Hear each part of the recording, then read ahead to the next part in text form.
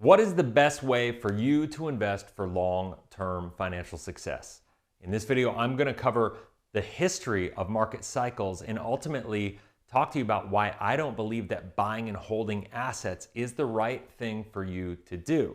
Now, what I'm going to do is I'm going to go through in this video, I'm going to touch base on the history of the markets. I'm going to touch base on the cycles of things, and ultimately, I'm going to talk to you about how to financially structure your life in a way that's going to give you more predictable results, get you where you want to go by taking less risk. And I think by the time I get through this video, if you stay to the end, you're going to have a lot more clarity on what you can do to get to where you want to go with a more predictable result, which is ultimately all we're after with our money, right? So stay tuned. I'll see you in there. Hey, what's going on, cash flow hackers? It's Chris with Life 180. For this video, I want to talk to you about how to invest for the long term in a way that's going to help you get where you want to go in a more predictable fashion. And ultimately, I'm going to talk to you about the history of the markets. I'm going to get into what you need to do to structure your life for financial success, have more control over your results. But ultimately, I think where we need to start is by starting by doing a little bit of a history lesson. The whole idea of people saying, well, you should invest for the long term. The market's going to be up, it's going to be down. But if you buy and you hold, you don't really lose until you cash out, and all these things are true. But the bottom line is there's a big myth behind this methodology of buying and holding for the long term. I want to get into what that is and really show you utilizing the Dow Jones Industrial Average as an example. And then once we get through this, then I'll get into how to properly structure your life to be able to avoid having this happen to you. And I believe that this is one of the reasons that we are having a generation of people that are reaching retirement and not able to maintain their standard of living. It's a pretty disgusting situation when you really break it down. So here's the thing. This is why I say banking on the average rate of return is not in your best interest. Now, what does this mean? This is the Dow Jones Industrial Average from 1929 through 2021, okay? So it's important to understand. So what is this saying? Imagine I hopped in my DeLorean and I went back in time and I went and I saw my great-great-great-grandfather back in 1929 and I said, hey, Grandpa, listen, here's the deal. I just got in my DeLorean. You don't know what that is, but I promise you it's really cool. And guess what? I just found out that the S&P 500, or that the Dow Jones Industrial Average is going to average 7.1% between now and the end of 2020. 7.1%. So if you took $1,000, that's what this 1,000 is right here. If you took $1,000 and invested it, that $1,000, if you just did nothing else to it over that period of time, because listen, the market's going to be up, it's going to be down, but the market's going to average 7.1%, which, by the way, looking back historically speaking, is the average of the S&P, or of the Dow Jones Industrial Average. I keep looking at the S&P from today, so it's confusing me. But the Dow Jones Industrial Average, the average is 7.1% during that period of time. So I would be telling him the truth. So he would be moving forward being like, as long as I don't cash this out, it's going to be up, it's going to be down. But man, it's going to average 7.1. So eventually I'm going to hit that $589,000 mark. And that is what most people think they are doing when it comes to investing their personal money. Here's the deal. That's not how it works, because think about it this way.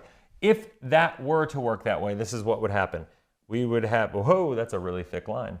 What we would have is we would have a situation where this line right here goes up on a compounded basis, and you can see it goes all the way through the moon up there. And the bottom line is, if that were the way it would happen, this is what, it would be a great thing. This shaded in area here, right? This area is ultimately what's indicating uninterrupted compounding growth. But the bottom line is, we know that that's not the way things work. We know that that's not how it plays out.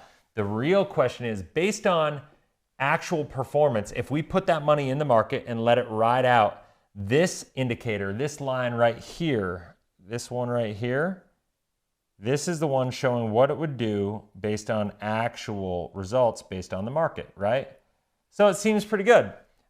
This is how it would look. It's obviously not as good if there was no interruptions, but this, by the way, is a 7.1% average. When I talk about average versus actual, this is what I'm talking about. This is a key concept to understand is, I always ask people, and I use an extreme example, and I say, hey, you got $10,000, okay?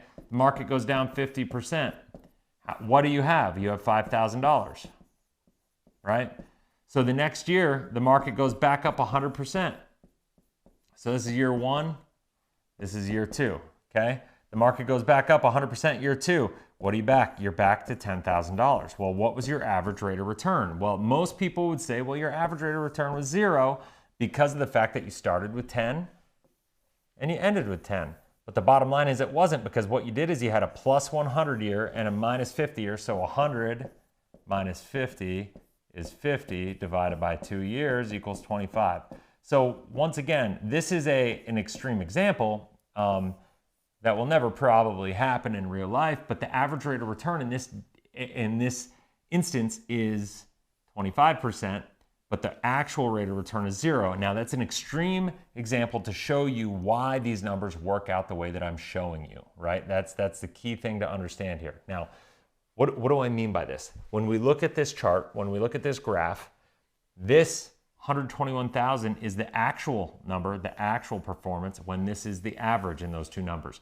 This is how it plays out over a 90-year period in real life practical terms. This still averaged the 7.1%, but it's not actually going to give that to you. This is why I always tell people math and money are two completely different things, right? And so here's where it gets crazy though. This is insanity to me, is that is what it's actually performing at, assuming no fees. But I don't know about you, I don't know many money managers. Now, some people are managing their own stuff and running their own ETFs and funds and stuff and not paying much in managed money fees. But traditionally speaking, money managers are going to charge you a management fee. And so if you had a 7.1% annual average, but then if we had, and over the past 90 years, and this is exactly what it would look like if you had 1.5% managed money fees, you have now 31,000. But here's the crazy part with this. This is where it gets completely insane to me, that the inflation adjusted average for this is 15,000. Meaning, what does this mean? That means $1,000 would need to grow to $15,825 in that same time frame. So from 1929 to 2020, 91 years, you need $15,825 today in 2021, 2022 to be able to have the same purchasing power, to be able to buy the same amount of stuff as $1,000 would buy you in 1929. So what does that mean? Effectively, it doesn't matter that you got to 31. That may even sound like a good amount of money back then, but really you only doubled your purchasing power with this. Now, I do in this time frame, you only doubled your purchasing power over a 90-year period. Okay? Now, here's the deal. Make no illusions about it. I understand, and I know people are going to say this. This is why you dollar cost average. This is why you invest consistently. I'm going to do another video on that and show how that all plays out. But the bottom line, when we look at this, is if you don't structure your life properly, dollar cost averaging is just a sham. Once again, math and money are completely different. Why do I say math and money are completely different? Well, actually, before I go there, I want you to understand, do you see this video? Do you see what I'm talking about? Does this make sense to you? If this makes sense to you, please leave a comment or something, like this video, share this video, because this is something that everybody needs to understand. Now, I do believe that dollar cost averaging is, whoa, what happened here? This usually connects right to the thing. Okay, there we go. So dollar cost averaging is real. Here's the problem with dollar cost averaging, is that what happens is people are not saved. So I don't know if you know this, but 64% of Americans have less than $2,000 in case of emergency or opportunity, okay? So if we know that most Americans have less than $2,000, that is a big problem. So what happens, typically speaking, what happens when we hit these down markets? Like right here, in this market right here, what was that, 2008? What happened in 2008 in this time frame when the market went down? Who's dollar cost averaging? Only the people that had money, right? The people that didn't have money, that had less than 2,000, what happened? They lost their job, right? They lost, they weren't able to invest. They were too busy surviving. putting food on their table, using their savings in investments, their 401k, they were liquidating negatively performing assets just to pay their bills. And so that is the problem. So when we look at it from that perspective, when we realize, okay, yeah, dollar cost averaging, once again, it can work on a spreadsheet, but life doesn't exist on a spreadsheet. We have to figure out what is it gonna actually play out like? And here's the deal. I do this in a couple videos, and I'm telling you this, the reason I do is because it's so important. Now, here's the deal. When we look at this, what we need is we need safe money. Then we have to build our foundation from the bottom up, and it's all about financial safety and financial structure. What is the most important part of our financial structure? It's cash flow, right? So we need to have more cash flow in our life. What is cash flow? It's our income, it's our passive investments, it's things of that nature. And when we look at cash flow, what are we doing? We're talking about having, just this, well, how do I put this? This is just our financial freedom, right? Like if I know I need to spend $10K a month to live, I need to get $10,000 in cash flow. And if I have that, then everything's good. Now, that's not gonna happen immediately. You gotta build, and you gotta take some off the top to build your foundation. But what happens is you're gonna have, let's say you have $10,000 in cash flow. You need to take a high percentage of that, and you need to save in safe money. You need to build this foundation before you go out and invest, okay? Now, if you do this properly, this is gonna be the hardest thing you ever do, is to build this financial foundation. The hardest financial thing you ever do is gonna be taking the time to do this right and building the foundation. Think about it. If you're gonna build a house, you gotta build the foundation right. Otherwise, the house can be the most miraculous, marvelous home in the world, but if eventually the ground's gonna settle, it's gonna crack, bad storms are gonna come, and the house is gonna have all sorts of issues, right? And so once you have that, then you can get into the medium risk and the high risk assets. But the problem is, this is what people do, is they don't, like, so if we do this now, medium risk, what are we talking about? We're talking about like real estate, right? This is like cash flow real estate. And when we know that eventually this real estate is gonna kick off cash flow, that's gonna go down here. If it's solid and you do it the right way, now why do I put, if it's solid and you do it the right way, you'll be able to become financially free. Now, why do I put real estate in the medium risk thing? Because if you leverage it too much, if you take too much risk too soon, if the market potentially goes down, which is obviously always a potential, and you don't have the right capital reserves and the savings to be able to weather the storm, if the cash flow isn't completely positive the whole time, you could be susceptible to lose that investment, to lose that home. A lot of people had that happen to them in 2008, right? 2009. 2007 through 9, I guess. And so that happens. So what we need to do is, if we build this first, this foundation first, now everything's good, and then we can build our cash flow. And then once we have our passive cash flow to where we need it to be at this $10,000, now we can go out and we could take all these other risks that we want. We can invest in crypto, we can invest in other things. But the problem is, the world, in the United States especially, exists like this. We don't do that. We go out and we take high risks. We invest in 401ks.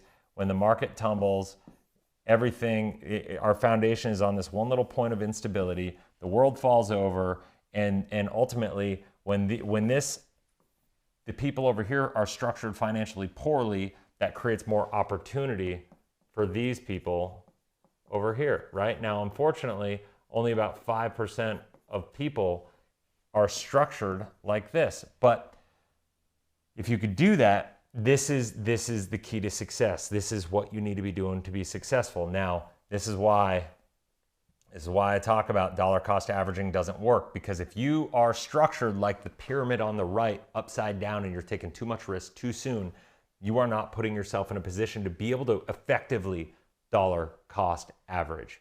That's just a fact, right? So I don't care what anybody tells you, dollar cost averaging is not going to work if you don't structure your life properly. And if you don't, it compounds the problem, because of the fact that now the fees get away, the fees eat into your assets. Actually, I'll go back over here. The fees eat into your assets. You can see it's not a matter of how much money I have, and I've been talking about this a lot lately. It's not a matter of how much money I have, whatever number it winds up being. What really matters is, what is the purchasing power of that money? How much money do I need to maintain my standard of living? And ultimately, when you structure your life improperly, when these market cycles happen, like right here, where you go down, like right there, like right here even, because remember that was, 2020 right here. Don't forget, after 2020, because this map is there, it went way down, but it went way down. If I were to draw this out, it went way down, but then it went way back up really fast, right? By 2022, it was like this V-shaped recovery. And so like these things happen, but the bottom line is, yes, there was opportunity here. You could dollar cost average, unless you were one of the people that was just worried about survival because you didn't have the right financial structure. So this is why I'm so passionate about helping people understand this stuff. And I'm telling you, if you want to invest for the long term and you want to be successful, you need to stop trying to think about investing super fast, and you need to think about taking this cash flow and taking a good percentage of it and saving before you invest. You got to build your financial foundation. Now, if I showed you a way that if you built your financial foundation, this is the key. This is the key to success here, right? And I'm going to erase this so I can show a little more clearly, right? If I could show you a way in this scenario right here, that in this time right here where times went bad, if you made just nice steady growth right there, while everybody else is going up, right? But then everybody goes down, but you're sitting there with opportunity, right? You maybe feel like, oh man, I'm building this here, my foundation of safety, I'm building it. But man, Bobby's over here and he's investing in this high risk stuff, and he's doing really, really well. And man, he's getting 10 to 15% every year and whatever for like 5, 6, 7 years, and things are looking really good for him. But all the while, Bobby doesn't have any savings. He's only got like $2,000 in a savings account. And then the market gets crushed, and all of a sudden it doesn't matter what Bobby did for 7, 8 years before that, because he didn't save enough money. He's got his money in investments. So what happens when the market gets crushed? Though that 10 to 15% isn't real, it goes down in value. He's got $2,000 in savings. He loses his job, right? He needs to worry about survival, paying mortgage, car payments, utilities, food, etc. Right? Life doesn't stop. Bills don't stop when this stuff happens to you. So you need to be prepared for this, right? And so when we look at this, he feels really good right here until this world falls apart and his whole life falls over, and now he's killed. And so all it takes is one time for that to happen. One time for that to happen in 10 years, and your whole financial plan is turned on its head according to the buy and hold methodology. This is why dollar cost averaging doesn't work. It works on a spreadsheet. It doesn't work in real life, practical implementation. Human psychology is infinitely more important. You growing and becoming who you need to be to get to where you want to be, making sure your money is in alignment with your values and your goals and your beliefs. Like, you can't do that by just putting your money in a managed money account and hoping that it's just going to grow for you. You need to make sure you at least have, I'm not saying don't do this, by the way, I'm not. I'm saying only do this if you can make sure you check this box first. And what I know to be true right now is most people are not doing this. And I only say that because I look at all the statistics, I look at all the Bureau of Labor statistics, I look at Dalbar reports, I look at all these different things that tell us that nobody is saving money. And so if you could just save money, if you can muster up the courage to save 15% of your income, 15 to 20% of your income, and that means in 4 to 5 years, you'll have 1 year of income in a safe, liquid, accessible account. If you could do that, if you spent the first 5 to 10 years of your saving of the next 5 to 10 years, I could show you how if you could just build up this 1 year of income of safe money, and it took you 5 to 10 years. This is why I always tell people, you got to be willing to go slow to go fast, right? If you could go slow, save, do the hard work, build the principles, build the discipline, do all the things you need to do, over the next 10 years, you could be completely financially free. You could utilize this and capitalize on it to be a good investor, to make good investment decisions, and ultimately build this cash flow so you could hit this mark, whatever that mark is for you, where you can be financially free, job optional, whatever you want to call it, financially independent. It doesn't really matter what you call it, but the principle remains the same. So if you have any questions, I encourage you, comment in the comment section below. It's one of my favorite topics in the world. I think it's one of those things that every single person in this world needs to understand, because these numbers don't lie, guys. This is just history. This is just history. This is not my opinion. I went through and I literally I took the history of the Dow Jones Industrial Average from 1929 and I went through and I want to just make this all available so you can see it cleanly before I go. I'm just erasing all my chaos and mess, right? So this is the Dow Jones Industrial Average from 1929 to 2020. These numbers don't lie. These are basic assumptions. And if you look at these fees, by the way, if you think that's too big, Forbes magazine says the average fees paid by people for their investment accounts is actually 2%. So I went conservative. This is inflation. Like these are the things that actually impact you, right?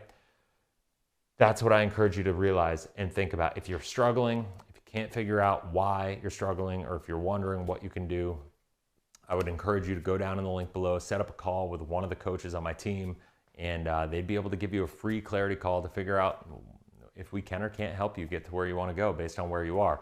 Doesn't matter if you're in a massive amount of debt. We've got debt programs. It doesn't matter if you've got tons of money in a bank account and you're just trying to figure out how to maximize the leverage and the opportunity of that money. That's one of our specialties to help people with, right? Especially in a world where we are right now, where we're coming into this world of uncertainty. The markets have been bouncing up the past couple days, but I still am very bearish over the next 12 to 24 months or so. I think some really nasty times are coming. So what you do to prepare for the opportunity as it comes, I think is more important now than it's been in a long time, at least since 2008 and 9. So if you have any comments, questions, comment in the comment section below. If you haven't already, make sure you subscribe and hit the bell. That way you're notified every time I launch a new video. Till next video, have a blessed, inspirational day. We'll talk soon. See ya.